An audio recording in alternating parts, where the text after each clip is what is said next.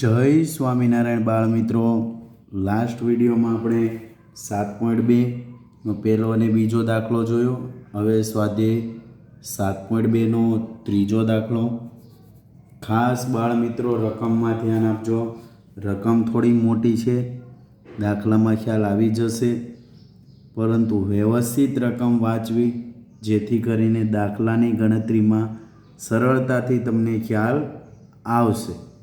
તો જો, તમારી શાળાના લંબચોરસ આકારના મેદાન ABCDમાં રમતગમત દિવસની પ્રવૃત્તિઓ યોજેલ છે. શાળામાં શું કર્યું છે? ABCD આકારના મેદાનમાં રમતગમતની પ્રવૃત્તિઓ યોજેલ છે. ચોક પાવડરની મદદથી 1 મીટરના અંતરે રેખાઓ દોરેલી છે. આકૃતિમાં દર્શાવ્યા અનુસાર AD પર પ્રત્યેક 1 મીટરના અંતરે હોય તેવા 100 ફૂલના કુંડા મૂક્યા છે.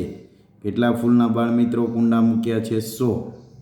ત્યાર પછી નિહારિકા બીજી હરોળમાં દોડે છે અને તેણે ADનું ચોથા ભાગનું અંતર કાપ્યું છે. હવે ખાસ ધ્યાન આપજો. AD આપણે પહેલાં જોઈ લઈએ. AD ઉપર કેટલા ફૂલ છે? તો કે 100 ફૂલના કુંડા મૂક્યા છે. 1 મીટરના અંતર હોય તેવા 100 ફૂલના કુંડા છે. પ્રત્યેકને 1 મીટર એટલે અંતર શું થઈ જશે? 100 મીટર જેટલું.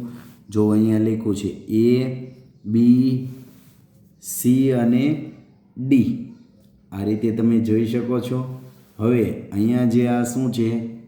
કુંડા મૂકેલા ફૂલના કુંડા છે. પ્રત્યેક 1 મીટરના અંતરે છે એટલે કુલ આખું કેટલું થશે? ADનું માપ 100 મીટર. AD કેટલું થશે? 100 મીટર. હવે એનો ચોથો ભાગ 100 મીટરનો ચોથો ભાગ એટલે કેટલો થાય? 100 ભાગ્યા 4 એટલે 25 મીટર. ભાગનું એમ કહીએ તો ચાલે કે રૂપિયાનો ચોથો ભાગ એટલે 25 પૈસા. તમે 100 મીટરનો ચોથો ભાગ એટલે 25 મીટર ભાગનું અંતર કાપ્યું છે અને ત્યાં લીલો ધ્વજ ફરકાવે છે.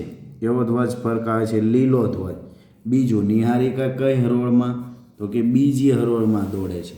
જો બાળ મિત્રો, નિહારિકા એ બીજી હરોળમાં દોડે છે. દોડતી દોડતી જાય છે ને અહીંયા ક્યાંક 25 મીટરના અંતરે શું કરે છે? લીલો ધ્વજ ફરકાવે છે. ત્યાર પછી પ્રીતિ જે છે એ 8મી હરોળમાં દોડે છે અને તેણે ADનું 5મા ભાગનું અંતર કાપ્યું.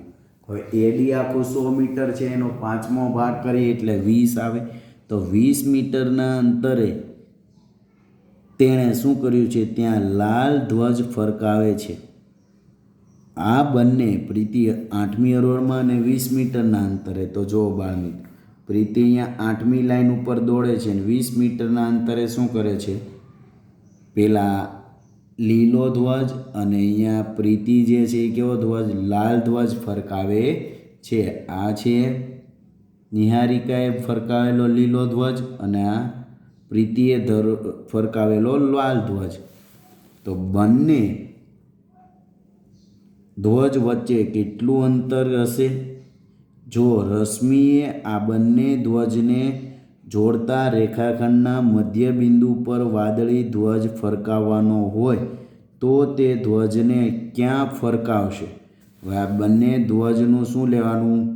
મધ્ય બિંદુ. બંને ધ્વજનું શું મેળવવાનું? મધ્ય બિંદુ. ત્યાં નિહારિકા શું કરે છે? તો કે કેવો ધ્વજ ફરકાવે? વાદળી ધ્વજ. તો આપણે એ બિંદુ મેળવવાના છે. ક્યાં ફરકાવશે? તો આપણે એ બિંદુ મેળવવા પડે. તો સૌપ્રથમ પહેલાં લીલો ધ્વજના બિંદુ, લાલ ધ્વજના બિંદુ અને પછી વાદળી ધ્વજના બિંદુ. તો મેળવીએ બાળ મિત્રો. શરૂઆત કરીએ. અહીંયા આકૃતિ તમે જોઈ લીધી છે કે આકૃતિમાં A, B, C અને D. અહીંયા 100 મીટર અંતર છે, અહીંયા 10 મીટર આપણે આ રીતે લઈ લીધું. 8મી લાઈન ઉપર એણે ધ્વજ ફરકાવ્યો છે. તો અહીં જો, અહીં ABCDમાં AD પર 1 મીટરના અંતરે 100 ફૂલના કુંડા મૂક્યા છે. એડી પર 1 મીટરના અંતરે કેટલા કુંડા છે? 100 ફૂલના કુંડા મૂક્યા છે. નિહારિકા બીજી હરોળમાં દોડે છે અને તેણે એડીનું ચોથા ભાગનું અંતર કાપ્યું છે અને ત્યાં લીલો ધ્વજ ફરકાવે છે. તો લીલા ધ્વજના યામ શું થઈ જાય? તો કે એ કેટલામી હરોળ ઉપર દોડે? બીજી, એટલે એક્સયામ કેટલો થઈ ગયો? 2. અને વાયામ શું થાય? 100/4, કારણ ચોથો ભાગ, એટલે શું થઈ ગયું? 2 25. 2 તો એમના એમ એક્સયામ, 100/4 એટલે 25. આપણે એને એ નામ આપી દઈએ છીએ. લીલા ધ્વજના યામ એને શું આપીએ? એ 2:25. તો લીલો ધ્વજના યામ થઈ ગયા 2:25. હવે પ્રીતિએ જો ધ્વજ ફરકાવે 8મી હરોળમાં 5મા ભાગનું અંતર, ને ત્યાં કયો? લાલ ધ્વજ. તો લાલ ધ્વજના યામ 8, એક્સયામ 8 થશે અને વાયામ શું થશે? 100/5 એટલે 100/5 એટલે 20. એક્સયામ 8, તો એને આપણે બી લઈ લઈએ. હવે ખાસ ધ્યાન, આપણે એ બીનું અંતર મેળવવું પડે, કારણ એની વચ્ચે આપણે શું લેવાનું છે? તો કે વાદળી ધ્વજ. તો આપણે એ બીનું અંતર પહેલાં આપણને પૂછ્યું કે આ બંને ધ્વજ વચ્ચે કેટલું અંતર હશે? આ બંને ધ્વજ વચ્ચે કેટલું અંતર હશે? ને બંનેના મધ્ય બિંદુ પર કયો ધ્વજ? વાદળી ધ્વજ. તો બંનેનું શું મેળવવું પડે? અંતર. તો જો હવે લીલા અને લાલ ધ્વજ વચ્ચેનું અંતર એટલે કે AB². લીલા ધ્વજને એ અને લાલ ધ્વજને બી, એટલે AB² બરાબર x1 - x2 આખાનો વર્ગ વત્તા y1 - y2 આખાનો વર્ગ. x1 - x2 આખાનો વર્ગ એટલે 2 - 8 આખાનો વર્ગ. y1 - y2 એટલે 25 - 20 આખાનો વર્ગ. આ ક્લિયર? વ્યવસ્થિત ધ્યાન આપજો બાળ મિત્રો. અહીંયા 2માંથી 8 જાય એટલે 6, મોટી સંખ્યાની નિશાની -6. 25માંથી 20 જાય એટલે 5. 6નો વર્ગ 36, 5નો વર્ગ 25, 36 ને 25 61. AB² બરાબર 61. તો AB બરાબર વર્ગમૂળમાં 61. તો લીલા અને લાલ ધ્વજ વચ્ચેનું અંતર શું થઈ ગયું? વર્ગમૂળમાં 61 જેટલું છે. હવે વાદળી ધ્વજ PXY. વાદળી ધ્વજને નામ આપી દીધું P. એ બીનું મધ્ય બિંદુ જે છે એને વાદળી ધ્વજ, અને એને નામ આપ્યું PXY. A 2:25 અને B 8:20ને જોડતા રેખાખંડનું શું છે? મધ્ય બિંદુ છે. તો તમને ખબર, આ બંનેના એક્સયામનો સરવાળો ભાગ્યા 2, બંનેના વાયામનો સરવાળો ભાગ્યા 2. તો જો PXY બરાબર 2 + 8 છેદમાં 2, 25 + 20 છેદમાં 2, 2 ને 8 10/2 એટલે 5, 25 ને 20 45/2 એટલે 22.5. તો એવું કહી શકાય બાળ મિત્રો કે નિહારિકાએ આપણે છેલ્લે શું આવશે કે રશ્મિ આ બંને ધ્વજને જોડતા રેખાખંડના મધ્ય બિંદુ પર વાદળી ધ્વજ.